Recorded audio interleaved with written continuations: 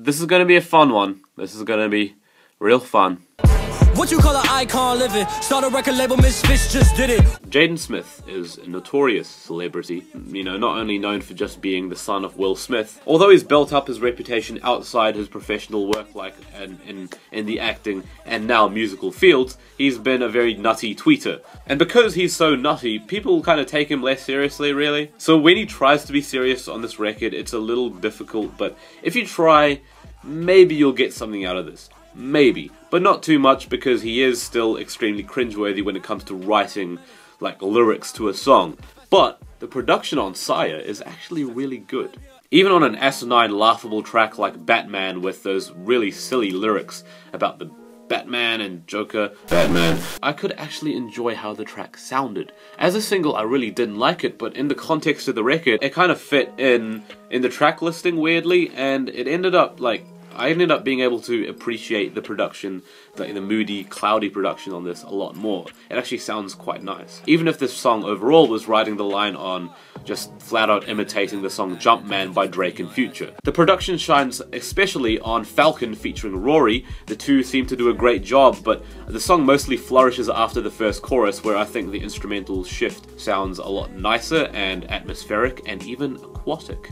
The soulful choir vocals singing falling down on You are awesome. They are a big moment on the record that kind of stuck out to me and I thought sounded very awe-inspiring and very grandiose, but unfortunately interluded on this track by some of the strange and questionable lyrical decisions made by Jaden Smith himself, which is a common issue running throughout the album and is a big reason that this album overall doesn't really click with me. I'm gonna call out the time he made a very corny ice bucket challenge metaphor on a love song called Fallen, even though that song, like, otherwise was actually quite a nice little soothing cut on the record. It's just that that one line kind of made me wince a little bit. The lyrics on here, like, they reek of youthful outcast angst in a way that tries to be self-reflective and introspective, but can't do it in a cutting or poignant, or at least, just at the very least, substantial way, without actually coming off whiny or shallow, trying to be deep with attempts as successful as XXXTentacion on his debut album. If at any point you make a personal connection to the album or the lyrics, then, you know, sure, that's you, and, you know, I'm glad you can find some salvation in what's offered here. It's just that, in general, I just can't deny that these lyrics are shallow, and that's just the weak point of this album. That just is what is the case. And going off that, the attempts at trying to be socially conscious are even worse. So it's best to focus on how the tracks actually sound, which is this album's strong point and the reason I ended up enjoying it at least a little bit. Because that's what I ultimately found the enjoyment in, because regardless of my thoughts elsewhere, this album can really flow well from track to track to track. Lost Boys was a highlight. Despite being 9 minutes, it was a really pleasant 9 minutes based around some acoustic guitar and some singing vocals that I did not find too bad at all. I think that they were capable of ringing through with a kind of a bit of warmth and kind of a genuine humanity, even if a little croaky, but that never really bothered me. I think the buzzkill on Lost Boys is when he started shouting out his squad at the end of the track, like, you were doing so well. Why'd you have to go and blow it?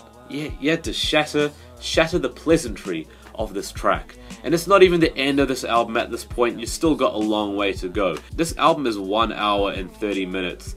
That's a long time, so you kind of expect that he's able to carry the whole length, and production-wise that is done, but personality-wise, Jaden Smith as a performer, nah. George Jeff, towards the very end, I don't know what he was doing during that cut. It was utterly pointless. And while Watch Me totally bumps, it's so obviously a rip-off of Black Skinhead by Kanye West. From the bouncy rhythm, to the distortion, to the 3/4 flow. My nigga, I surf every day, drowning my soul in the basement. Yeah, run around with the renegades, you should take a seat, save your energy. This album was alright. Like, I'm surprised I even found any enjoyment out of it whatsoever. It's just, you know, I've made my thoughts on the lyrics clear. I've also made my thoughts on the production clear. It kind of balances out and it ends up being a net positive of a 6 out of 10 rating. It's very generous, I know, but I actually enjoy this quite a bit. And some of these tracks I might actually come back to in the future.